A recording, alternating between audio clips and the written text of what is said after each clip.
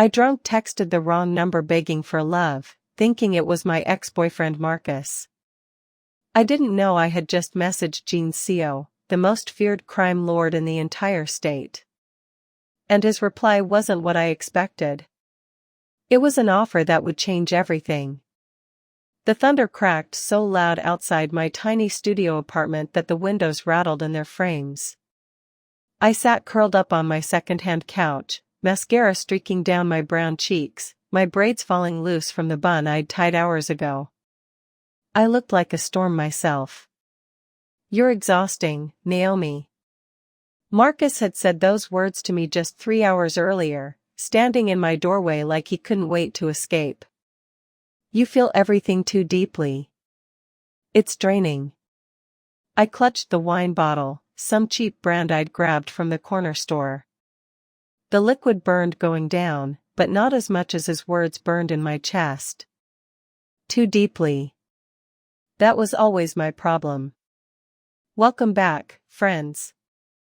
This is Prince of Afro-Korean stories, where passion, danger, and impossible romance intersect. Please keep sharing your ideas for future episodes. And kindly like, share, and subscribe, and activate notifications so you never miss our latest content. I was a black woman who loved with her whole soul, and every man I'd ever known treated that like a character flaw. I wanted the kind of love that set the world on fire, but I kept finding men who were afraid of matches. I grabbed my phone off the coffee table, squinting at the screen through wine-blurred vision and tears. I needed to make him understand. I needed him to know that needing someone wasn't weakness. My fingers fumbled across the keyboard, muscle memory guiding me to what I thought was his contact. The room was spinning slightly and I could barely focus on the letters. "Why can't you just love me the way I need? I just want someone who won't run. I just want to matter to someone." Is that really asking for too much? I pressed send before I could second-guess myself. The phone landed face down on the cushion beside me as I buried my face in my hands, shoulders shaking with sobs. The apartment felt too quiet, too empty, like the walls themselves were judging me for being so desperate. Have you ever texted someone in a moment of weakness, or been told you love too hard? Drop your thoughts in the comments and make sure to like and subscribe for more stories that'll keep you on the edge of your seat. The phone vibrated against the couch cushion almost immediately. My heart leaped into my throat. He actually answered. Maybe he realized he made a mistake. Maybe he was coming back. I snatched up the phone, my hands trembling as I unlocked the screen. But the message that stared back at me wasn't from Marcus. It was from a number I'd never seen before. And the words made my blood turn to ice. "Then come to me. I'll give you what you're looking for." Beneath the text was an address. The Azure Heights, penthouse level. I knew that building. Everyone in the city knew that building. It was where the powerful lived, where money and danger mixed like poison and honey.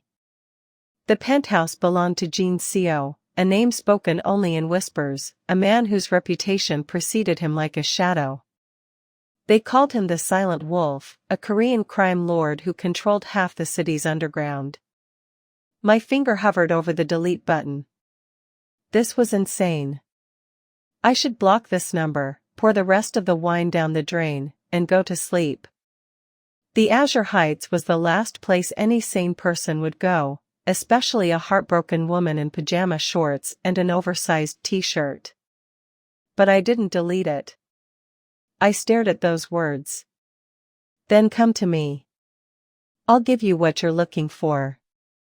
Marcus made me feel like I was a burden, something heavy he had to carry.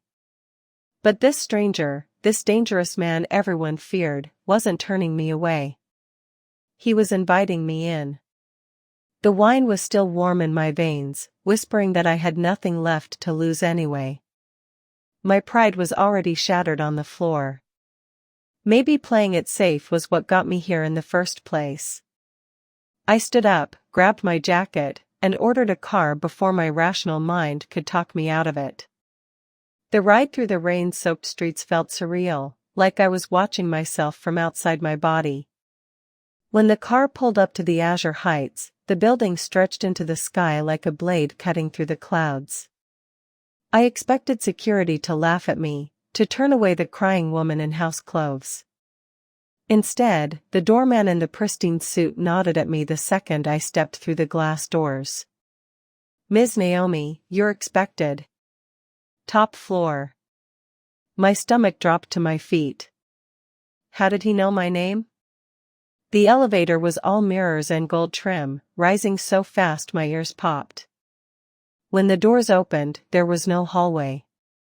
Just an enormous space with dim lighting, smelling like leather, expensive cologne, and something darker I couldn't name.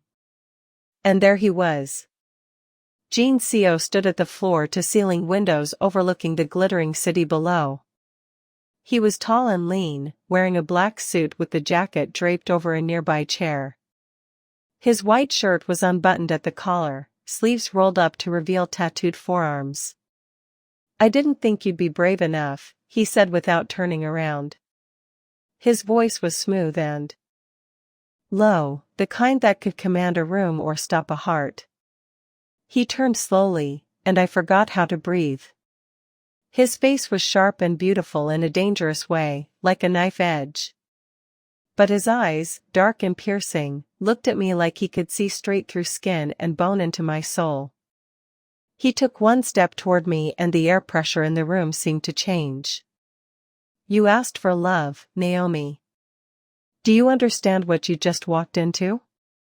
My survival instincts finally woke up, screaming at me to run. This wasn't a romantic gesture. This was a predator's den, and I'd just walked in willingly. Jin Seo wasn't some misunderstood bad boy. He was the man parents warned their children about, the monster in the bedtime stories. I stumbled backward, reaching blindly for the elevator button behind me. "I'm sorry," I stammered, my voice small and shaky. "Wrong number. I was drunk. I shouldn't have bothered you." "Bothered me?" A dark smile curved his lips, one that didn't reach his eyes. He moved closer, each step deliberate and silent like a wolf stalking prey. "You didn't bother me, Naomi. You called to me." I jabbed at the elevator button frantically, but nothing happened. The panel was dark, lifeless. "The elevator is locked," he said calmly, stopping just a breath away from me. He was so close I could feel the heat radiating from him. Up close, he was overwhelming. I could smell cedarwood and rain and something metallic underneath. "Let me go," I said, trying to sound stronger than I felt. "Go where?" He tilted his head, studying me. "Back to crying alone in that apartment? Back to the man who convinced you that your heart was a problem?" He lifted one hand and I flinched, but he didn't hurt me. His fingers, long and elegant, settled against the wall beside my head, caging me in. He leaned down until his face was level with mine, his breath warm against my cheek. "You asked for someone who wouldn't run," he said quietly, his eyes searching mine. "The world out there broke you. In here, you're untouchable." My pulse hammered in my throat so hard I thought it might burst through my skin. "What do you want from me?" He stared at me for a long moment, something unreadable flickering in his dark eyes. "I want to know if you meant what you said." Before I could respond, he reached into his pocket and pulled out my phone. I patted my jacket in shock. He must have taken it when he leaned in. "Hey, give that back." I reached for it, but he held it easily out of reach. "First," he said, his voice dropping lower, "we erase the past." His thumb moved across the screen with careful precision, his gaze never leaving my face. With one final tap, he handed the phone back to me. "Done," Jin Seo said, turning away to pour 2 glasses of dark amber liquid from a crystal decanter. He's gone. If he reaches out again, he'll answer to me. I caught the phone, hand still shaking. You can't just take over my life like this. I already have, he replied, offering me a glass. Drink. It'll calm your nerves. It's better than the garbage you were drinking before. I hesitated, but the storm outside intensified, rain hammering against the windows like it was trying to break through. Lightning split the sky, illuminating the city in harsh white flashes. I had nowhere else to go. I took the glass. When our fingers touched, a spark jumped between us, sharp and electric. I jerked back, but he didn't react. He just watched me, his gaze drifting down to my rain-dampened jacket and the clothes underneath. You're cold, he observed, his tone softening just slightly. There's a bedroom down the hall. First door on the right. There's dry clothes on the bed. Change. I'm not changing in your apartment, I said, though the defiance was fading from my voice. Jin Seo stepped closer again, invading the small space I'd tried to create between us. The scent of him wrapped around me like smoke. He reached out and brushed a wet braid from my shoulder, the gesture surprisingly gentle for someone so dangerous. Naomi, he murmured, his voice like silk over steel. If I wanted to harm you, your clothes wouldn't matter. Go get dry. I don't want you shivering. Something in his tone made me believe him. I walked down the hall, my legs unsteady beneath me. The bedroom was massive, dominated by a bed that could fit 5 people. If this hooked you already, don't forget to subscribe, like, and drop a comment because what happens next will absolutely shatter your expectations. On the black silk sheets lay a soft gray sweater. I changed quickly, the fabric smelling like him, falling past my hips like a dress. When I returned to the living room, Jin Seo was sitting on the leather couch, staring out at the rain. He looked up when I entered, and for just a second, his carefully controlled expression cracked. His eyes darkened as they traced the sweater against my skin. The air between us grew thick and charged, like the moment before lightning strikes. I sat on the far end of the couch, tucking my legs beneath me. Why are you doing this? I asked softly. Why help someone you don't know? He took a slow sip of his drink, his eyes never leaving mine. Because you asked for something real, Naomi. And I was curious if you could handle the answer. Suddenly, a red light began flashing on a panel near the door. Jin Seo's entire demeanor shifted in an instant. The calm man disappeared, replaced by someone lethal. He stood, his movements sharp and controlled. Stay here, he commanded, his voice like ice. Don't move. Don't speak. The light stopped flashing. The elevator doors slid open with a soft chime. A terrified delivery person practically threw a sleek black package onto the marble floor before scrambling back into the elevator like their life depended on it. Jin Seo didn't move toward the package immediately. He stared at it like it might explode. Get back, he ordered, his voice tight. But curiosity and fear pulled me forward. I crept closer, gripping the hem of his sweater. Jin Seo knelt and opened the lid slowly. The smell hit me first, sweet and metallic. Inside was a single black rose, its petals dripping with what looked like blood. Beside it lay a photograph. I gasped, my hand flying to my mouth. The photo was of me. Taken tonight. Walking into this building less than 30 minutes ago. They know, I whispered, the room spinning around me. How do they already know? Jin Seo slammed the box shut, his jaw clenched so tight I could see the muscle jumping. He stood abruptly, turning away from me, his shoulders rigid with barely contained rage. Because I let you in. Because I wasn't careful enough. He walked to the window, staring out at the city that suddenly looked like a graveyard of lights. 7 years ago, I let someone close. I thought I could have something normal. His voice was hollow, haunted.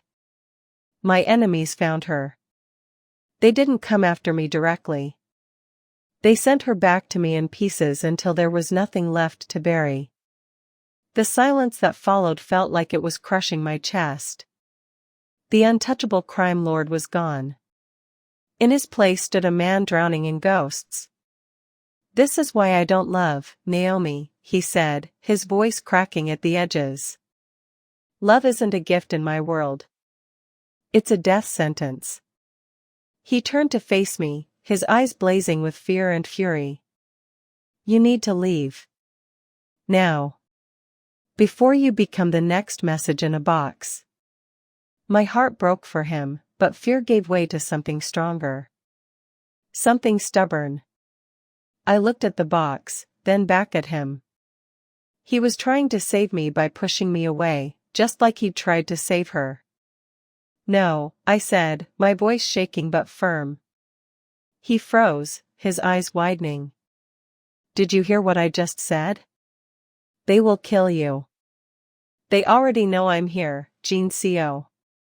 I stepped closer, closing the distance between us. "If I leave now, I'm just a target out there alone." But in here, I reached out and placed my hand over his clenched fist. "In here, I'm with the wolf." He tried to push me away to keep me safe, but that only made me want to fight. "What would you do? Run for your life or stand your ground with the dangerous man trying to protect you? Let me know in the comments." Jin Seo stared down at my hand covering his chest rising and falling rapidly. For a moment, I thought he'd throw me out into the rain to save his conscience. Instead, he turned his hand over and laced his fingers through mine. His grip was fierce, possessive, desperate. "You're a fool, Naomi," he whispered, though there was no anger in it. Just awe.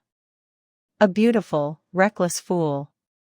He pulled me away from the windows, deeper into the penthouse where the outside world couldn't see. We ended up in his bedroom, sitting on the edge of that massive bed. The sweater I wore looked stark and soft against the dark sheets. The storm outside seemed distant now.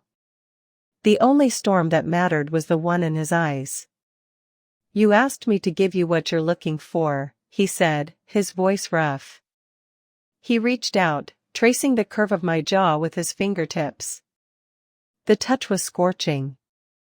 "But I don't know how to love gently, Naomi. I only know how to consume." "I don't want gentle," I breathed, leaning into his touch.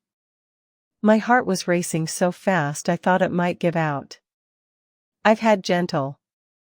Gentle walks away. I want something real." Something snapped in him. He didn't just kiss me. He claimed me.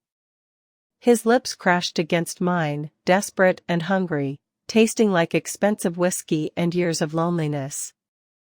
It wasn't soft or sweet. It was a collision, a fire catching.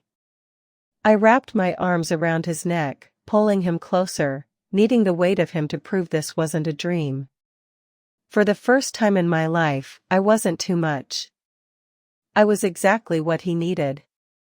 He met my intensity with his own. He pulled back just enough to rest his forehead against mine, both of us gasping. His eyes were wide, vulnerable in a way I didn't think possible.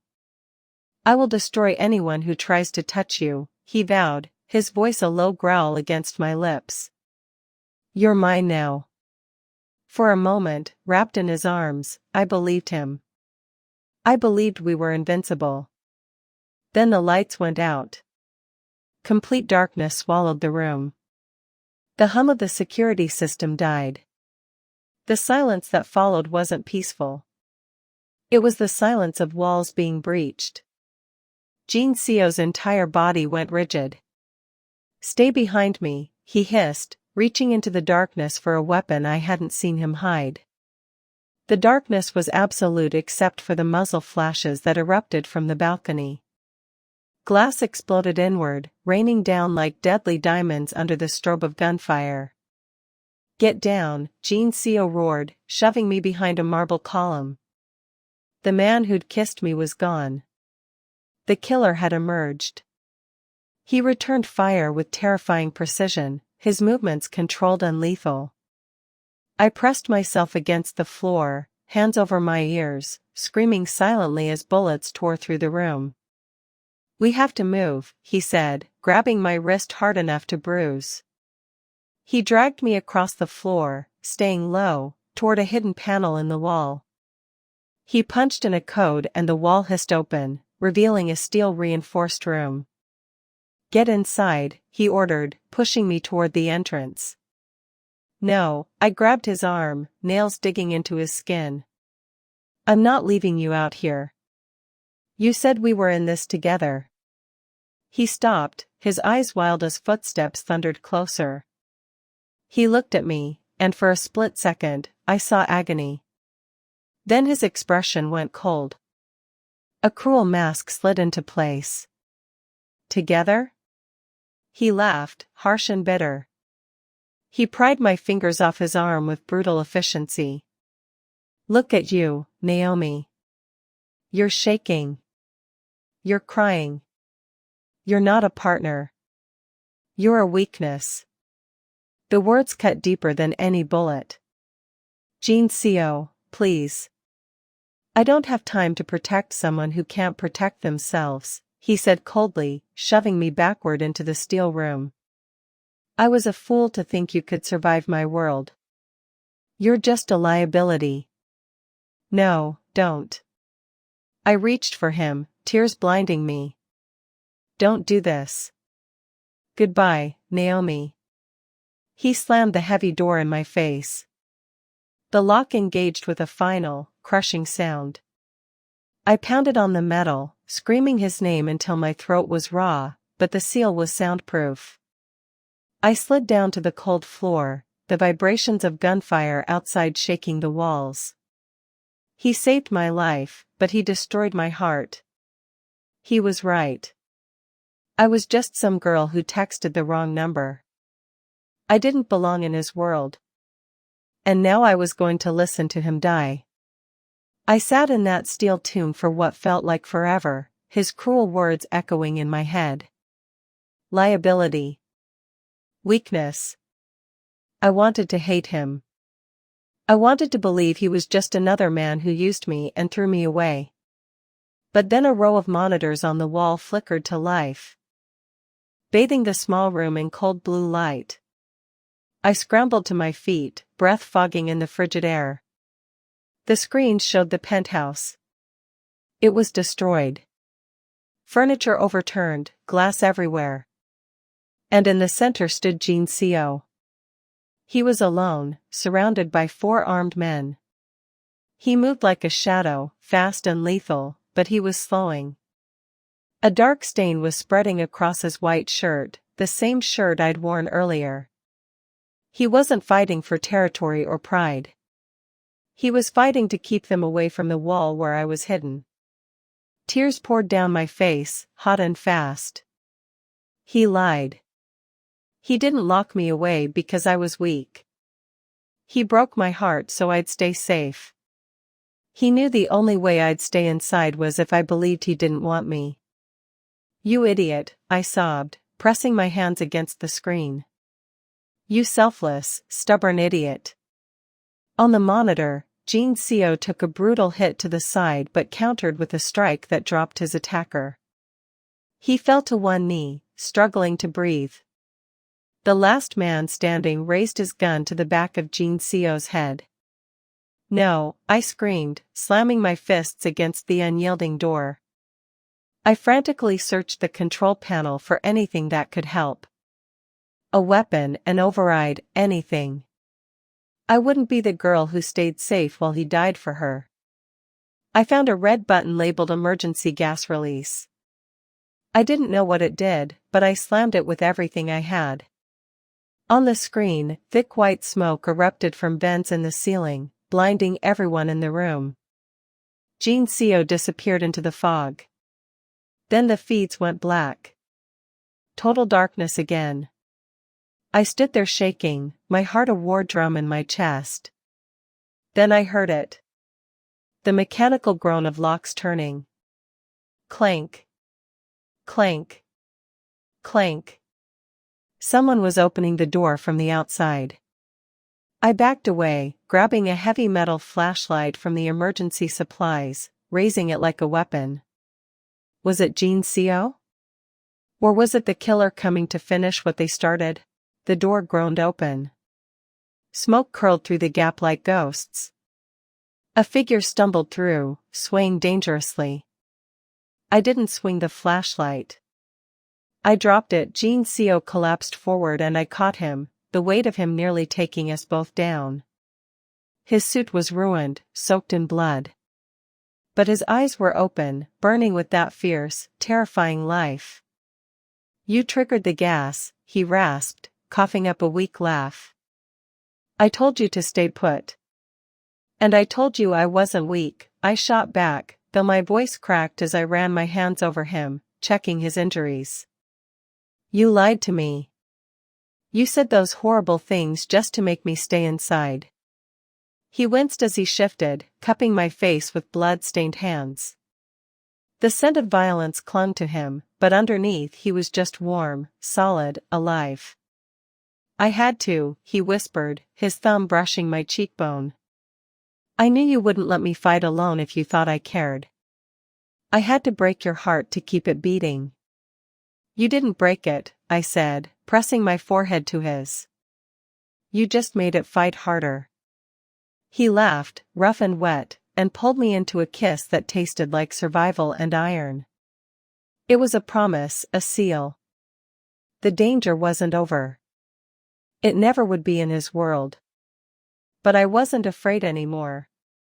I tried to push you away, he murmured against my lips. I tried to show you the monster.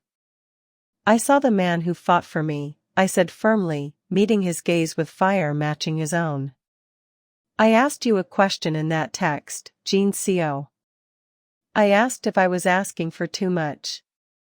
He shook his head slowly, pulling me closer until there was no space between us. Loving you is the easiest thing I've ever done. Surviving it together, that will be the real challenge. He looked around the destroyed penthouse, then back at me. I told you I'd give you what you're looking for. He kissed my forehead, soft and reverent. Stay, Naomi. And I'll show you everything. I'm not going anywhere, I whispered. Outside, the storm had finally passed. Dawn was breaking over the city, painting the sky in shades of purple and gold. I'd texted the wrong number looking for love.